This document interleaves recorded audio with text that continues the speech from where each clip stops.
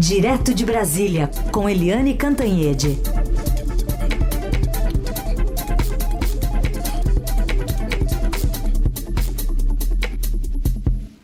Oi, Eliane, bom dia. Bom dia, Raíssa e Carolina e ouvintes. Bom dia, Eliane.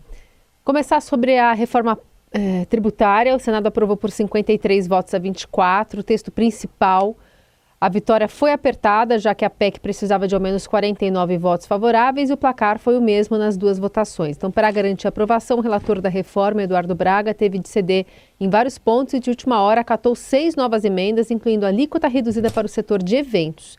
Também apresentou uma subemenda criando o Fundo de Desenvolvimento Sustentável dos Estados da Amazônia Ocidental, que inclui Acre, Rondônia e Roraima, além do Amapá. E a PEC agora segue para votação lá na Câmara.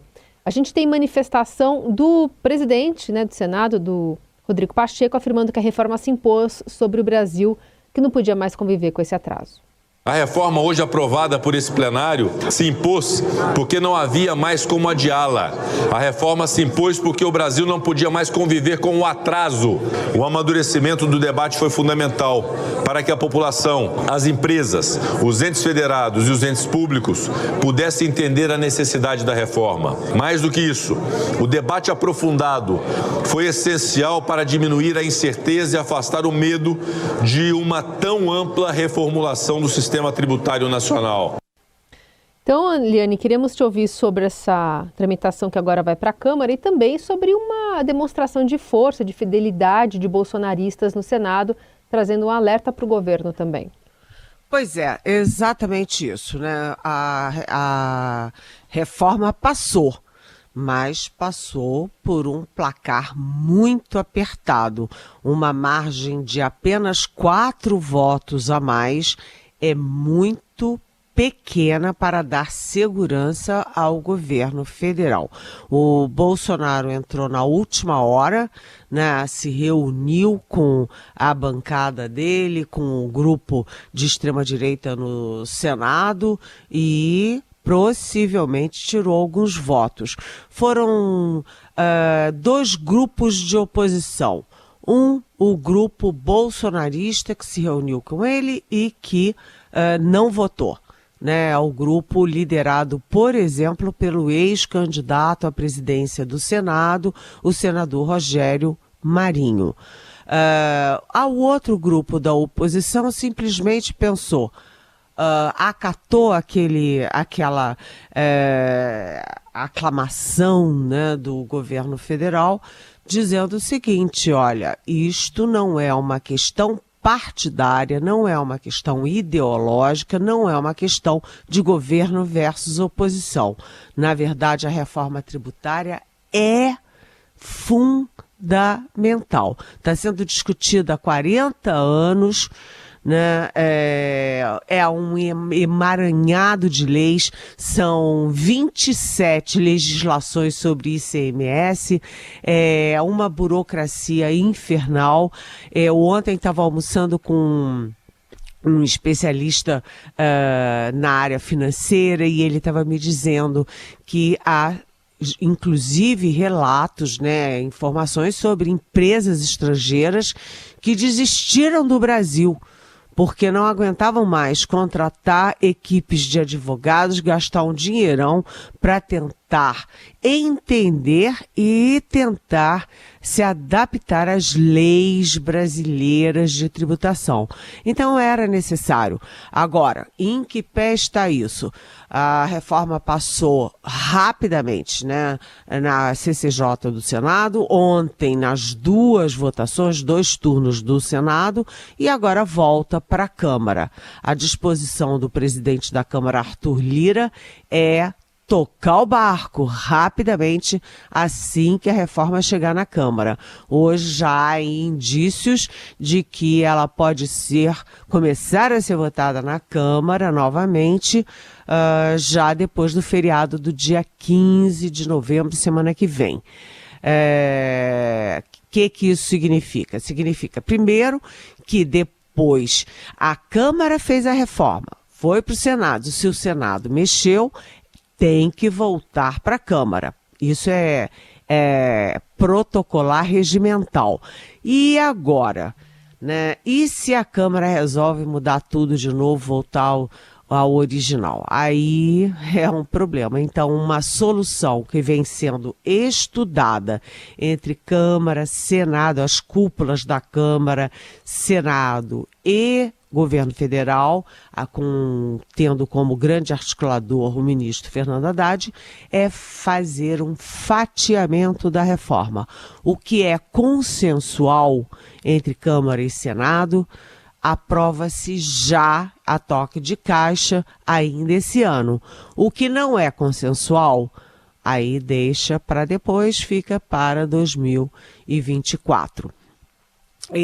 Não é tão simples assim. O que é consensual? A espinha dorsal da reforma, que transforma cinco impostos em 2. Né? Um imposto federal e um imposto de estados e municípios. Isso é consensual. Também a simplificação dos impostos. Do outro lado, o que não é consensual? A decantação dos setores, né? Os setores, por exemplo, setores que vão ser beneficiados porque vão ter possivelmente queda nos impostos, queda de tributação. Aqueles setores que impactam positivamente a economia e a questão social no Brasil. Por exemplo, transporte coletivo, por exemplo, medicamentos, por exemplo, o setor de educação. Só que isso parece simples, mas não é. Por exemplo, transporte público. Transporte público é poluidor. É o caso de diminuir alíquotas para um setor poluidor. Então, isso é uma questão que não é consensual.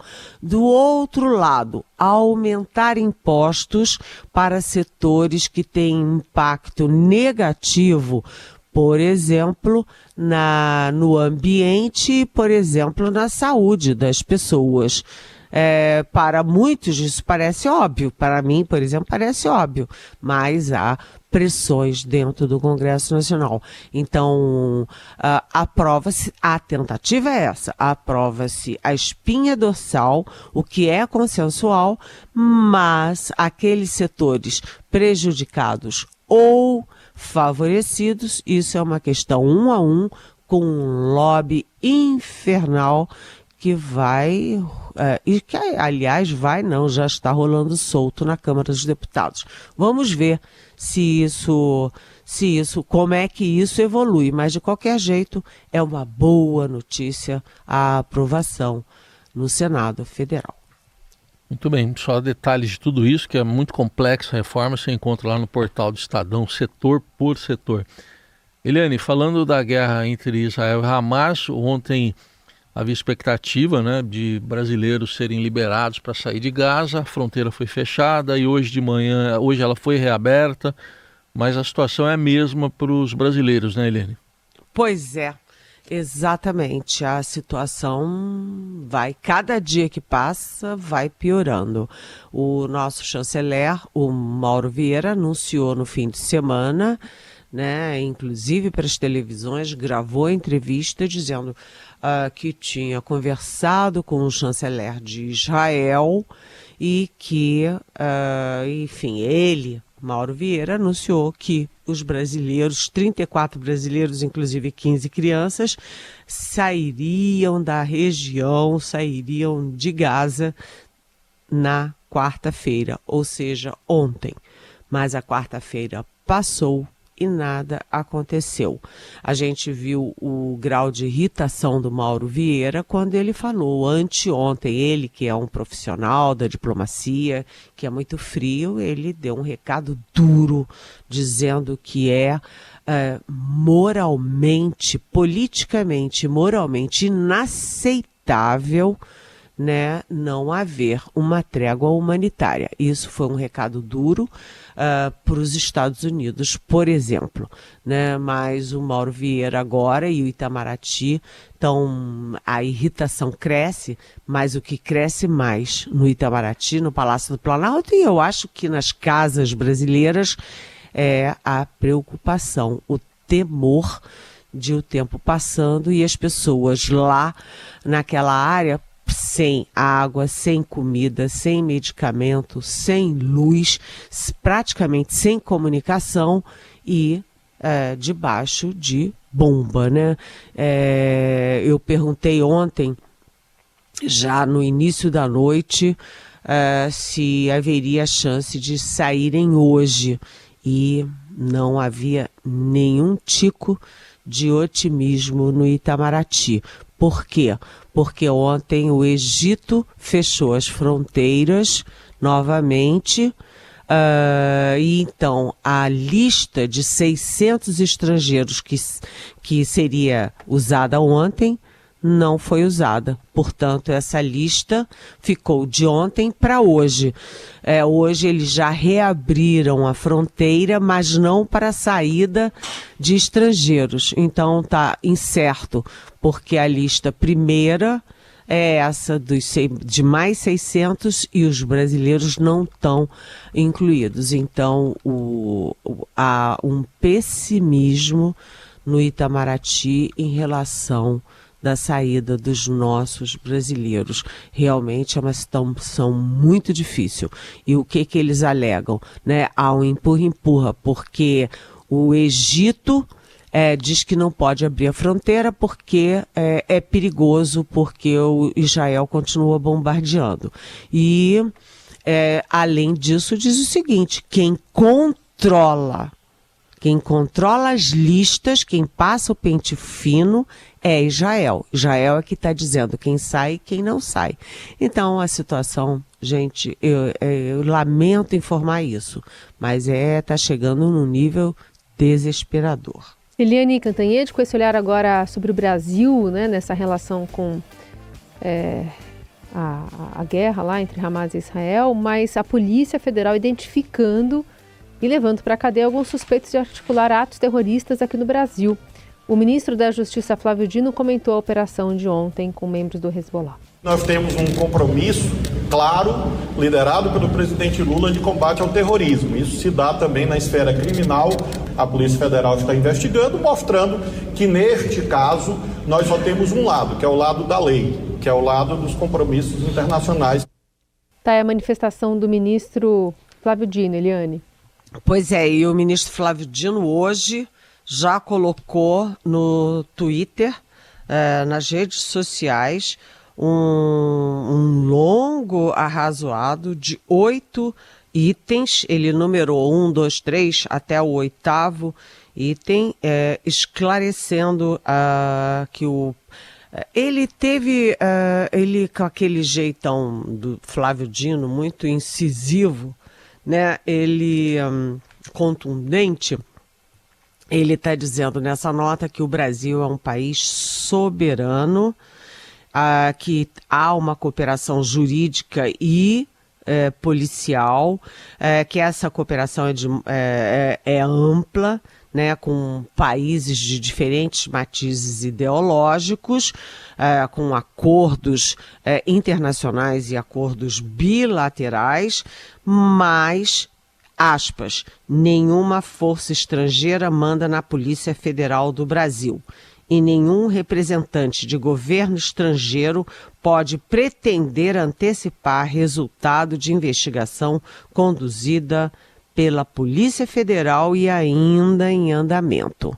Isso aí foi um recado do Flávio Dino para Israel, porque Israel está dizendo que isso foi descoberto pela Mossad, que é a agência de inteligência israelense, que o Hezbollah, que atua no Irã, que está cooptando brasileiros, comprando brasileiros para atuar como terroristas, e está espalhando para todo mundo, né, que havia aí um plano para atacar a embaixada de Israel em Brasília, para atacar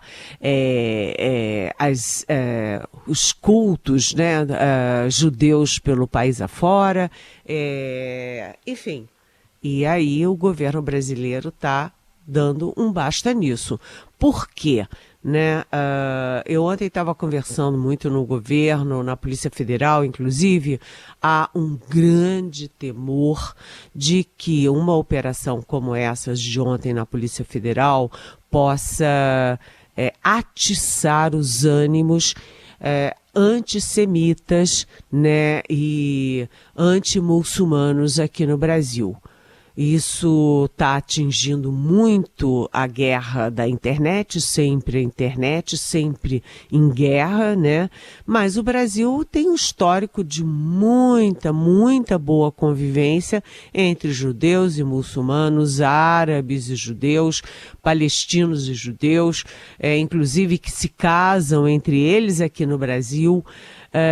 E o Brasil é um país pacífico, você não tem na história brasileira, nenhum ato terrorista ameaçando a convivência religiosa, a convivência entre povos aqui dentro. Então, a Polícia Federal queria um anúncio ontem que, segundo uma fonte da Polícia Federal me disse, um anúncio sem sal. Ou seja, um anúncio como se fosse uma coisa normal, mais uma operação cotidiana da Polícia Federal. A prisão desses brasileiros e, enfim, essas ações para apurar o que está acontecendo, onde é que está a verdade ou não. Como disse o Flávio Dino, tudo isso ainda está sendo apurado, investigado, né? Está em andamento. Mas a Polícia Federal, inclusive, conseguiu um alerta vermelho da Interpol para procurar um brasileiro sírio e o outro brasileiro libanês, né, dupla nacionalidade, que estão também citados entre os possíveis contratados, aí, cooptados para cometer atos terroristas. Por enquanto, se trata de uma investigação e não de uma confirmação. Mas, de qualquer jeito, isso é sério. Isso é grave no meio de uma guerra tão sangrenta, tão sanguinária como a gente está vendo em Israel e Gaza. Tudo bem. No governo de Santa Catarina, a guerra é outra, a guerra é contra livros que estão sendo censurados, motivando até uma pergunta aqui do ouvinte Robson. Ele pergunta em que ano estamos, um governo banir livros, se de alguma forma isso é razoável, vá lá, imaginemos o Estado conservador recusasse publicações com demônios no nome, mas It a Coisa, ele está pedindo um comentário, It a Coisa que é baseado na obra do Stephen King, se a criança não leu, ela pode assistir o filme, por exemplo. Oi, Robson, que bom que você trouxe essa questão aqui para nossa Rádio Eldorado nesta manhã, porque realmente ontem eu até postei na internet que isso é inacreditável, isso é escandaloso, isso é uma coisa típica assim do nazismo, por exemplo. O nazismo queimava os livros, guerras religiosas insanas também queimam livros, né? É medieval também, né? Porque também na era medieval também se queimava livro, né? E além disso queimavam-se bruxas, né? Bruxas que, coitadas, eram simplesmente mulheres, né? Então, obrigada por trazer isso é escandaloso, é absurdo, e a gente lembra que o governador de Santa Catarina, o Jorginho Melo, que foi senador, ele, por exemplo, encampava todas as fake news do Bolsonaro e do governo Bolsonaro na CPI da pandemia. Ele é daqueles bolsonaristas que acreditam que a Covid foi apenas uma gripezinha que matou 700 mil brasileiros, a segundo maior número de mortos no mundo. Né? Então, é o bolsonarismo vivo e medieval, como sempre, aí em ação. Isso é um escândalo e é um desrespeito à inteligência nacional e aos direitos da população catarinense.